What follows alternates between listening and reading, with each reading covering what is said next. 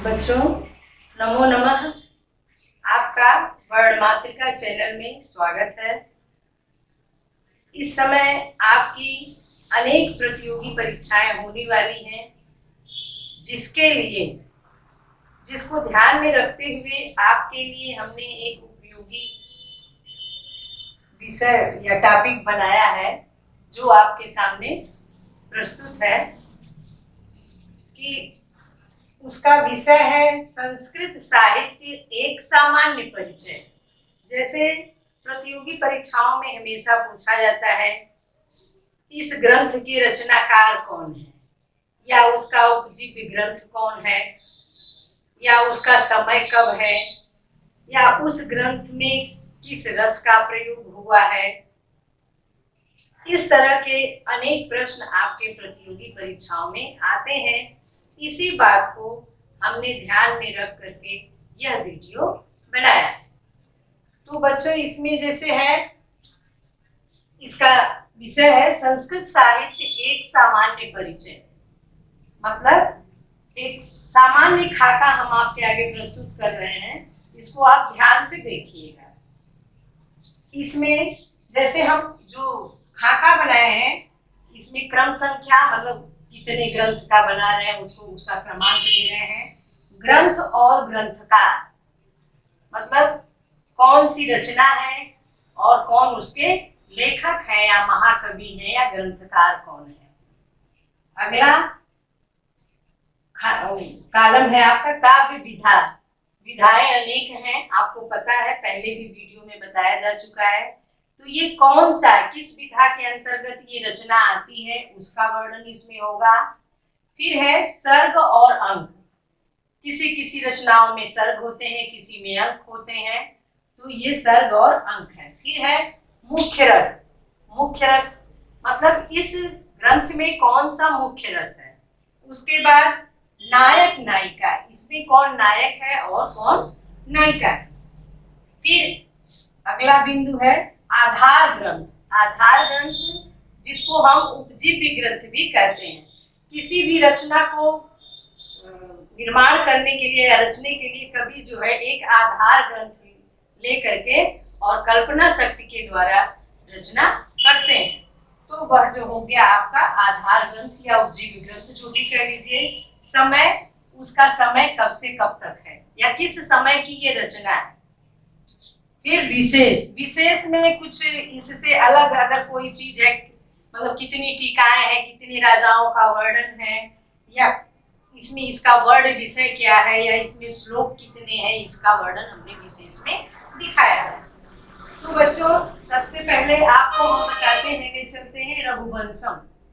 रघुवंशम जो है महाकवि कालिदास की रचना है। रघुवंशम महाकवि कालिदास की रचना है, ग्रंथ है रघुवंशम, और इसके महाकवि है कालिदास। यह जो है कौन विधा के अंतर्गत है, ये महाकाव्य के अंतर्गत है। यह महाकाव्य के अंतर्गत आता है और लघुत्रयी, लघुत्रयी के अंतर्गत आता है। बच्चों, परीक्षा में अक्सर पूछा जाता है कि लघुत्रयी में कौन कौन सी रचनाएं आती हैं। तो लघुत्रयी में 3 रचनाएं हैं, आगे हम आपको बताएंगे। तो यह जो है लघुत्रयी में आता है रघुवंशम, और इसमें जो है 19 सर्ग हैं। कितने सर्ग हैं बच्चों? हाँ, 19 सर्ग हैं। और इसका मुख्य रस है श्रृंगार।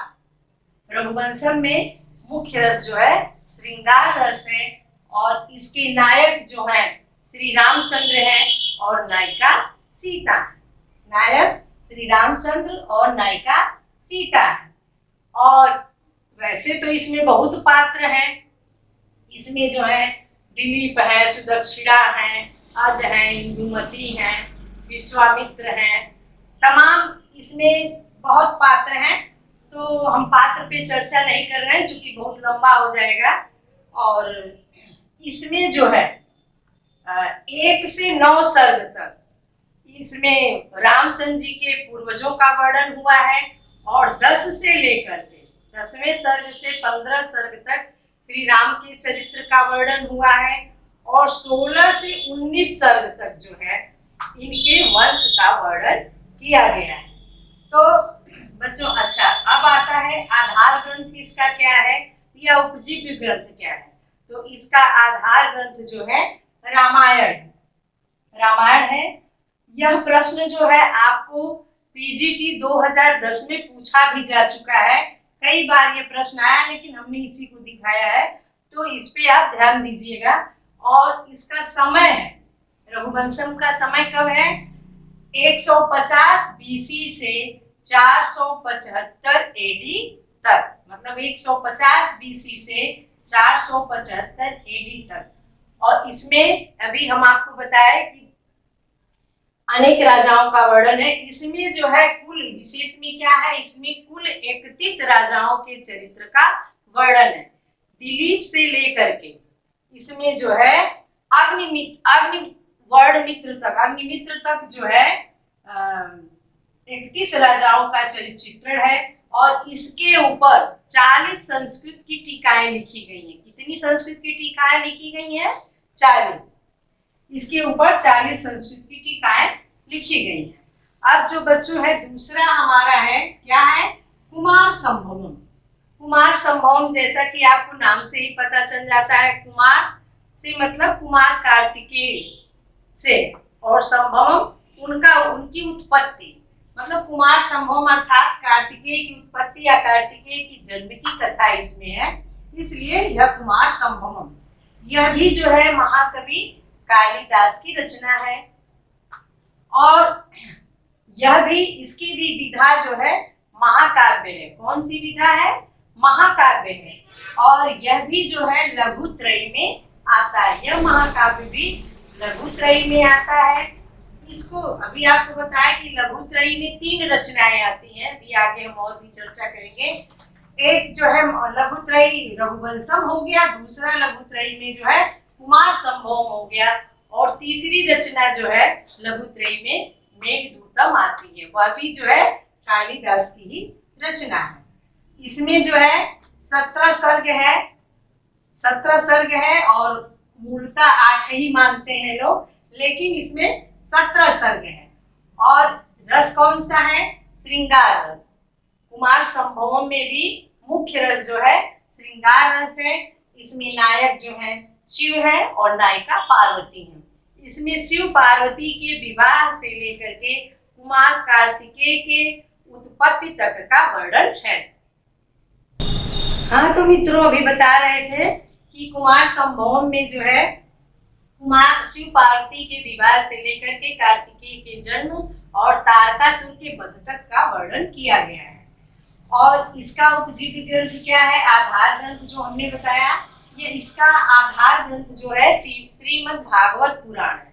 कौन सा है, श्रीमद् भागवत पुराण है। और यह भी जो है माध्यमिक के उत्तर प्रदेश माध्यमिक शिक्षा सेवा चयन बोर्ड पीजीटी 2010 में प्रश्न पूछा जा चुका है।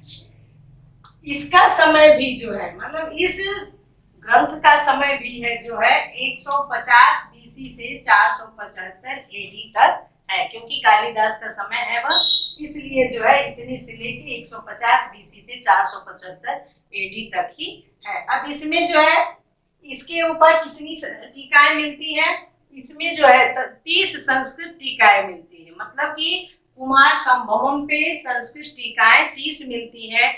और यह एक उच्च कोटि काव्य है, उच्च कोटि का ग्रंथ है या काव्य है, जो भी कर लीजिए। अब जो है तीसरी रचना जो है तीसरी रचना किरातार्जुनीयम है। इसके लेखक हैं या महाकवि हैं, रचनाकार है, जो भी कर लीजिए, महाकवि भारवी है। इसके रचनाकार महाकवि भारवी हैं। यह भी महाकाव्य है। कौन सी विधा के अंतर्गत है, काव्य विधा इसकी भी महाकाव्य है। और एक बात ध्यान रखिएगा, यह बहुत भ्रम में आ जाता है लघुत्रयी और बृहत्त्रयी। यह जो है किरातार्जुनीयम जो है बृहत्त्रयी के अंतर्गत आता है। किरातार्जुनीयम महाकाव्य बृहत्त्रयी के अंतर्गत आता है। यह प्रश्न बहुत ही महत्वपूर्ण है, पूछा जाता है कि लघुत्रयी में कौन कौन सी रचनाएं आती हैं। तो बच्चों, अभी हमने आपको बताया कि रघुवंशम, कुमार संभवम और मेघदूतम जो है लघुत्रयी के अंतर्गत आती है। और इसी तरह से बृहत्त्रयी में भी 3 महाकाव्य, 3 रचनाएं हैं, अभी हम आपको बता रहे हैं। देखिए, तो किरातार्जुनीयम महाकाव्य जो है बृहत्त्रयी के अंतर्गत आता है। इसमें जो है 18 सर्ग हैं। किरातार्जुनीयम महाकाव्य में 18 सर्ग हैं और इसका मुख्य रस जो है वीर रस है। वीर रस है और इसके वीर रस है। और इसके नायक नायिका जो हैं अर्जुन और द्रौपदी हैं।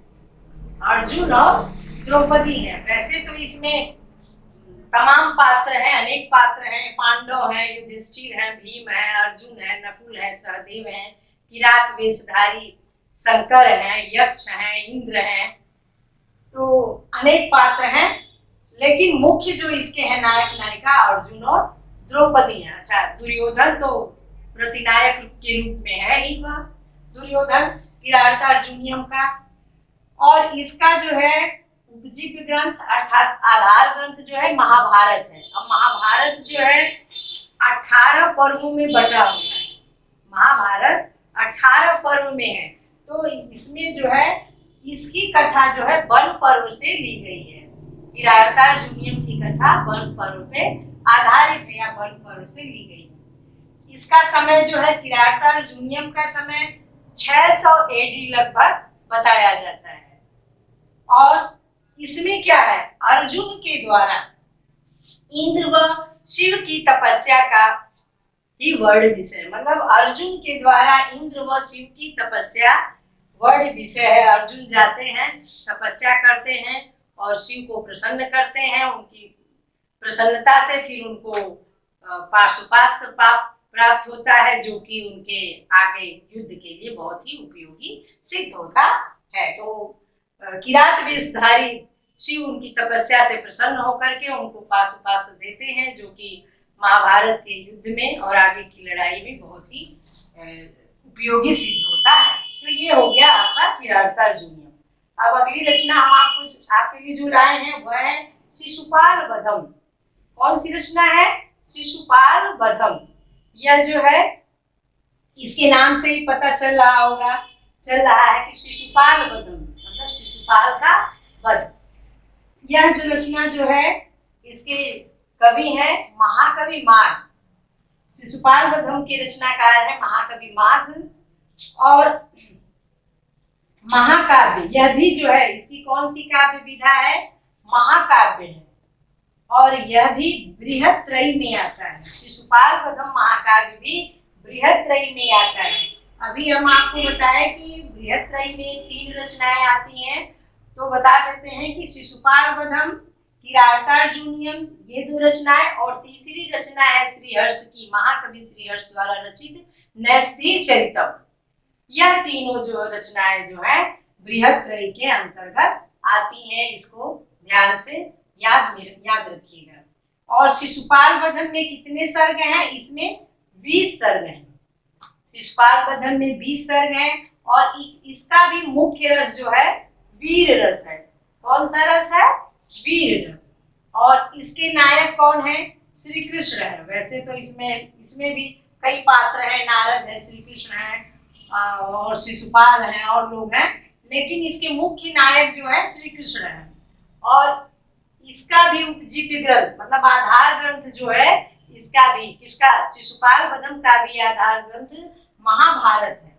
और महाभारत में बताया भी आपको कि 18 पर्व है, तो इसकी कथा जो है सभा पर्व से ली गई है। सभा पर्व को आधार बना करके शिशुपाल वधम की रचना हुई है। महाकवि माघ ने सभा पर्व से इसका आधार लेकर के अपने कल्पना शक्ति के द्वारा शिशुपाल वधम की रचना की है। शिशुपाल वधम का समय 675 एडी लगभग है और इसमें जो है कुल 1645 श्लोक हैं।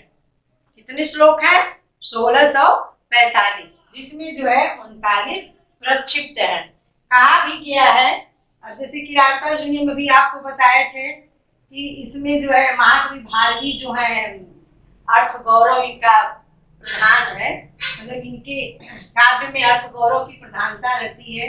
और महाकवि माघ जो है, कहा जाता है कि जब तक जो है एक सुक्ति है कि उपमा कालिदासस्य भारवेरर्थ गौरवम दंडिना पदलालित्यम माघे संति त्रयो गुणा। मतलब कि कालिदास में उपमा के अलंकार में सिद्धहस्त थे और भारवी के काव्य में अर्थ गौरव की प्रधानता है। और महाकवि दंडी, दंडी के बारे में अगले वीडियो में बाद में बताएंगे। दंडी का पद लालित्य प्रसिद्ध है, कहीं कहीं नैषधेय पद लालित्यम देता है, तो मान लीजिए कि श्रीहर्ष के नैषध में भी पद लालित्य की बहुलता है। और माघे संति त्रयो गुणा, महाकवि माघ में ये तीनों गुण पाए जाते हैं। मतलब कि जब ये आ गए तो इनके आगे सबकी कांति जो है फीकी हो गई। जैसे कि माघ, हाँ, यह जो है जैसे माघ महीने की धूप जो है बहुत प्रखर होती है, उसके आने के बाद जो है सबकी कांति और महीने की उधर की कम हो जाती है पिछले।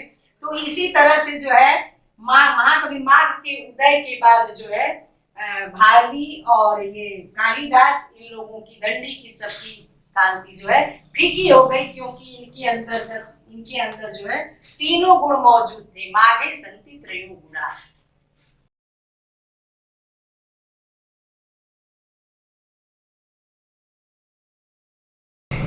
बच्चों, अभी हम शिशुपाल वधम के बारे में बता रहे थे कि शिशुपाल वधम में जो है कितने सर्ग हैं, कौन सा मुख्य रस है, कौन नायक है, कौन नायिका है, क्या आधार ग्रंथ है। तो अब हम अगले क्रम पे आते हैं। अगला क्रम जो है नैषधीय चरितम का, 5वां नंबर नैषधीय चरितम महाकाव्य है। इसके रचनाकार महाकवि श्री हर्ष हैं। मतलब नैषधीय चरितम के रचनाकार महाकवि श्री हर्ष हैं। यह भी जो है किस काव्य विधा के अंतर्गत आता है? यह भी महाकाव्य है और बृहत्त्रयी के अंतर्गत आता है।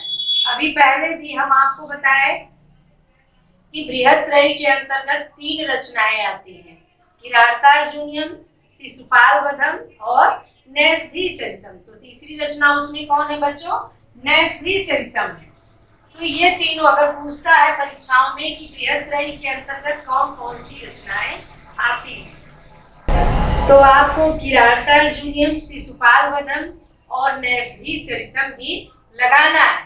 और लघुत्रयी में जो अभी आपको बताया 3 रचनाएं, लघुत्रयी में उन तीनों को लगाना है। तो इसमें नैषधीय चरितम में कितने सर्ग हैं? 22 सर्ग हैं। नैषधीय चरितम महाकाव्य में 22 सर्ग हैं और इसका मुख्य रस जो है श्रृंगार रस है। इसके नायक नायिका कौन है?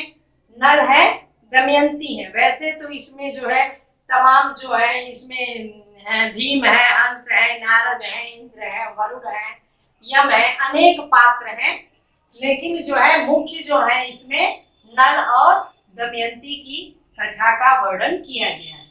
इसका उपजीवी ग्रंथ कौन है? आधार ग्रंथ जिसको हमने बताया महाभारत। महाभारत के नलोपाख्यान से इसकी कथा को लिया गया है और उसी पे आधारित इस ग्रंथ की रचना महाकवि श्रीहर्ष ने किया है। इसका समय है 12वीं सदी का उत्तरार्ध है। नैषधीय चरितम का समय 12वीं सदी का उत्तरार्ध है। और कहा जाता है, विशेष में हमने दे भी दिया है, बताया गया है कि इसमें जो है मूलतः कदाचित जो है 120 सर्ग थे। मतलब यह पता चलता है कहीं कहीं अध्ययन से कि इसका जो है मुख्य रूप से 120 सर्ग थे। मतलब मूलतः जो 120 सर्ग थे, लेकिन इस समय हमको बस कितना उपलब्ध होता है? 22 सर्ग ही उपलब्ध होता है। और 22 सर्ग में कितने श्लोक है बच्चों? 2830 श्लोक उपलब्ध है। कभी कभी परीक्षाओं में यह भी पूछा जाता है कि इस रचना में कितने श्लोक हैं, तो आपको बताना पड़ेगा कि नैषधीय चरितम में 2830 श्लोक उपलब्ध हैं या 2830 श्लोक हैं।